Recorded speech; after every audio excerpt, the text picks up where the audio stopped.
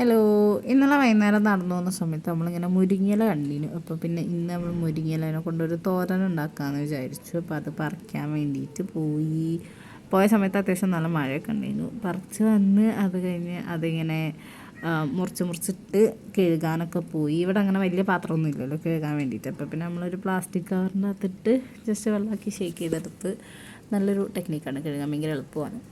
പിന്നെ നമ്മൾ ഉണ്ടാക്കാൻ വേണ്ടിയിട്ടുള്ള ഉള്ളി മുറിച്ച് വെച്ച്, പിന്നെ വെളിച്ചെണ്ണ, കടുക്, മഞ്ഞൾപ്പൊടി ഇതൊക്കെ ഇട്ടിട്ട് ജസ്റ്റ് വലിയ റെസിപ്പി ആയിട്ടൊന്നുമില്ല ഒന്ന് ഉണ്ടാക്കി. പിന്നെ നമുക്കിപ്പോൾ നോൺ സ്റ്റിക്കിൻ്റെ കെറ്റിലുള്ളതിനോണ്ട് വെളിച്ചെണ്ണ ഒഴിച്ചിട്ട് നമുക്ക് ഉണ്ടാക്കാം. മറ്റേ കെറ്റിൽ വെളിച്ചെണ്ണ ഒഴിച്ചിട്ട് ഉണ്ടാക്കുമ്പോഴത്തേക്ക് അടി പിടിക്കും. ഇതാകുമ്പം ആ ഒരു പ്രശ്നമൊന്നുമില്ല.